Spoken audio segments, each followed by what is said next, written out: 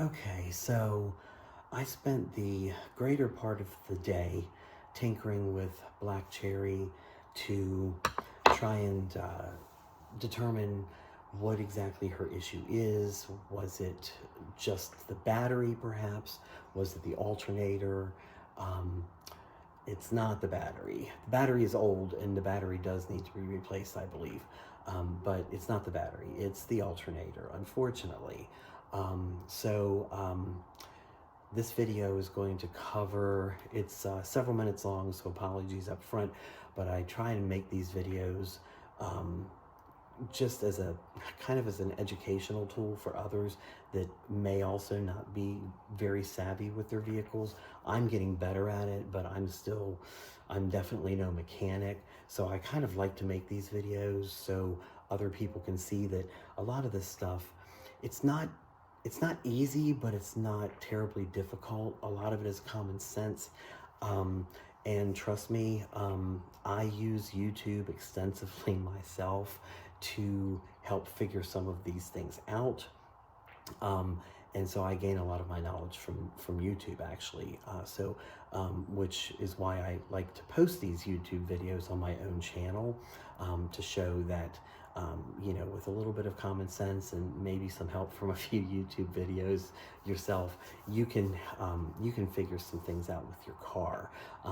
Maybe if you're not ready to do the work or do the repairs yourself yet, you could at least have the knowledge so that when you take it to a mechanic, you have a pretty good idea of what's going on, so the mechanic doesn't gouge you and try and overcharge you, or try and fix things that don't even need it. Unfortunately, there's a lot of mechanics out there who aren't 100% honest, and they prey on people that don't have a lot of knowledge. So the smarter you are about your car, even if you don't repair it yourself, the more knowledge you have about your vehicle, if something goes wrong, the better off you'll be. Just knowing that I know what's wrong with my car now, it doesn't fix the problem, but it definitely makes it easier for me to figure out how to deal with it moving forward. Okay, sick car diagnosis. Step one. I've attached a multimeter or a voltmeter to the battery terminals. I turned on the headlights first for a few minutes before I connected everything, just to get any surface charge off the battery that might have been sitting there. So it's coming in at under 12. It should be closer to 12.5 or 12.6. Now I don't know how old this battery is. I honestly don't remember replacing this battery in this car, and I've had it for 8 years and almost 8 years and 70,000 miles. So it may be something as simple as the battery itself just going dead. But I haven't hooked up the scanner yet, so we're first just checking voltage. So now what I'm going to do is start the car.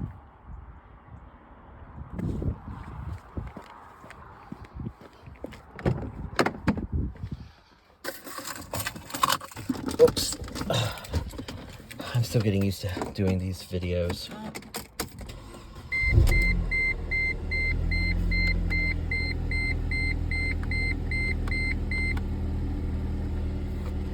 I also want to check real quick.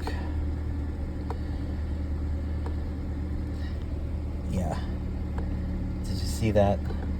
So this is the message. I can't even get the phone back in here. That's the message that I was getting yesterday. Battery alternator, visit workshop. So it's pretty generic, doesn't really tell me specifically what the problem is, but there's obviously something wrong. So let's go see.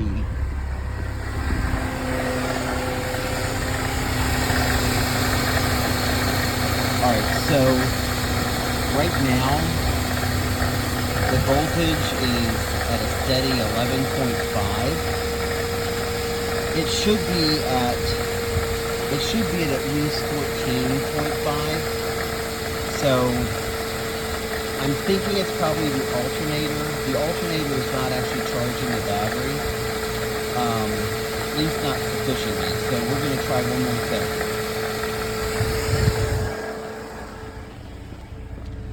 we're gonna turn on some accessories. I'm gonna turn on the lights. Let's see, I'm gonna turn on the radio. Well, the radio is kind of already on. And let's turn on, we're not gonna turn on the AC, but we're gonna turn on the fan. Turn that on high. All right, now let's see what it's saying.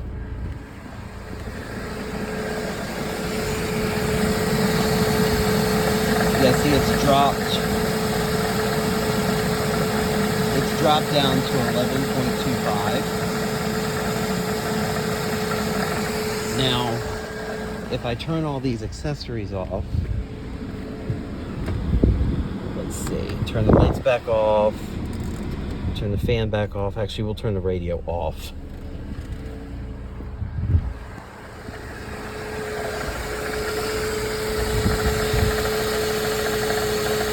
So it goes back up to almost 11.5, but I still don't think, there's still an issue.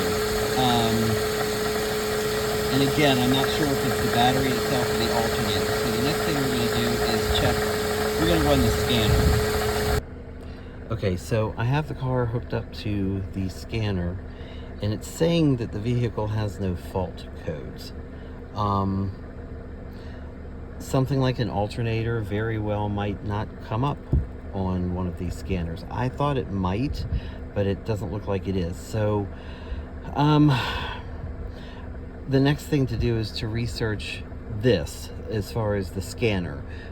If it's a bad alternator, does it typically register as a fault?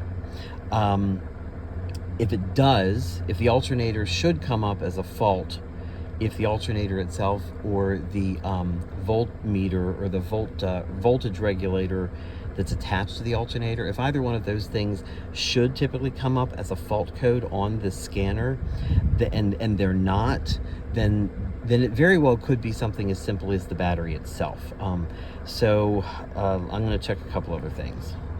Okay, so one of the good things about having two cars that are basically the same is it's easier for me to diagnose certain things. So bless her little heart, I have Cherry on a trickle charger 24/7, and I have the voltmeter hooked up to her battery right now, and the reading is right where it needs to be. It's over 14. Now if I unplug the trickle charger,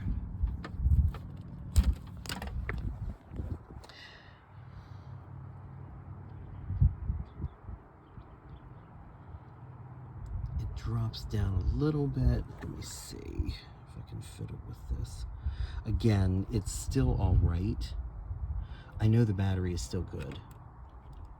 Is basically where we are. Yeah, so the battery is still good, obviously, because it's charged all the time. And this battery I just purchased not too long ago. I can't remember the year, but I did purchase this battery not too long ago. So this battery is good. Now, it's right around 13 something right now. Now what should happen when I start her is that voltage is going to go up to over 14.5. And bless her heart, she still starts right up. She has a million fault codes and all kinds of shit that she needs, but she still starts right up. So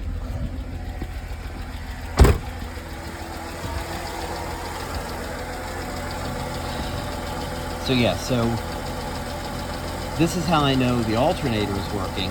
Well, the alternator was also replaced not too long ago, so it's a newer alternator anyway. But it's over 14.5, that basically means that the alternator is charging the battery while the car is running. So I know the battery's good on this car. So what I may need to do is I may need to remove the battery from this car, put it in the other car, and see what kind of numbers I get on the readings. Okay, so this is not exactly the way I wanted to spend the last, I don't even know what fucking time it is. Last 2 or 3 hours at least. So I took the battery out of Cherry here and hooked it up to Black Cherry. It's not the battery. It's definitely the alternator on the car that is dead. A scanner does not pick that up unless the check engine light itself is on, and the check engine light has not come on yet. Technically, the alternator is still working. I say that in quotes because it could die any minute. Once it starts to die, it can die very quickly, which is why I opted to be towed home last night instead of trying to drive the car home. I don't know whether there would have been enough juice on the battery alone to get me all the way home. So I'm glad I had myself towed home. As you can see, I have a trickle charger on Cherry. See, she's charged back up now, so I plugged her battery back in and she's fully charged. And now, how sad is this? So, I mean, this is my life. So I have, don't ask me why I have a fourth trickle charger, but I do. And so now I have another trickle charger coming down here to Black Cherry, and I have it hooked up and it is currently charging. When that green light stops blinking, it'll be fully charged, but it's charging now. The reason I'm doing that is to make sure the battery itself at least does have a full charge. Since the alternator is not functioning properly, the alternator itself, when the car is running, is not going to keep the battery at a full charge. So the only way for me to do this at this point is to charge it with the actual charger. Now, this battery is also old. I have never replaced it, and I've had the car since 2017. So I have a feeling, and I can't find a date on it. There's a sticker here, but I don't see an actual date, a manufacturer's date. And I did not pull this battery out because it's anchored in there with a plate, and I knew I was running out of daylight soon. So I just, when I tested Cherry's battery, I literally sat Cherry's battery on top of this one and hooked it up real quick. So I, totally jerry-rigged it. But anyway, so this battery should probably also be replaced at the same time as I replace the alternator, which this is going to suck. The alternator is all the way down there. You can see the belt and that little, right down here where my finger is kind of pointing, this pulley. All the way down there is where the alternator is. You can kind of see it back down in there. Right there is the alternator. I don't know whether I want to even attempt doing this myself. It involves pulling a belt off, loosening and pulling off a belt, taking the alternator out, putting it back in. I'm okay with some car repairs, but I don't know if I feel comfortable doing this. And that means a mechanic's labor plus the parts, which I can't afford either right now. I just can't afford it. So this car is going to have to be benched for a while until I can afford to actually have it fixed. I will probably see if I can work with the mechanic across the street that does most of my work, see if he will allow me to buy the alternator myself to save some money, unless he can get it inexpensively. Then again, the battery is going to be another $130 or whatever they are. The alternator is probably going to be about $200 or $300 depending, and the labor, I mean, I'm looking at probably $1,000. Now, I will say this, this is a 2005, so it is an older car. And when you have, well, any car is going to require maintenance. The reason I'm not thrilled about any of this, but the reason I'm not angry about it is because this car has 170,000 miles on it. I've had it since 100,000 miles. So in the last 7 or 8 years, I've put about 70,000 miles on the car. And this car has never once had any kind of mechanical issue or anything. It's never left me stranded. It's always gotten me anywhere I needed to go. It's never had any problems whatsoever. Um, and the fact that the alternator is dying, that happens. It happens as, you know, the alternator ages, and any car is going to have a bad alternator after 170-ish thousand miles, most likely. Or once you hit that kind of mileage, that's when the alternator could start to go. So this is actually a very common thing for any car. And the fact that I have never had to put money into this car other than maintenance items like brakes or rotors, tires, you know, stuff like that, maybe a control arm here or there. I've never had to sink much money into this car for repairs. Anything this car has needed has been maintenance related only. And for 170,000 miles, I can't, you know, I can't be angry and I can't complain. I'm not thrilled that I'm not thrilled that this is happening, but it's certainly not the car's fault. And once the alternator is replaced, the car will be perfectly fine. So right now, Black Cherry is just going to have to be benched until I am at a point where I can do something about it. I am kind of wondering about this charger, though. I don't know. I'm going to leave it on for a while. The lights kind of keep blinking back and forth, so I don't know. I don't know. We're going to see. Anyway, so that's where we are, and that's how I spent my Saturday. At least it was mild. It was like 60 some degrees out, so that's not terrible. So yeah, so now I'm down to 3 cars, including the convertible, which I don't really want to drive much anyway.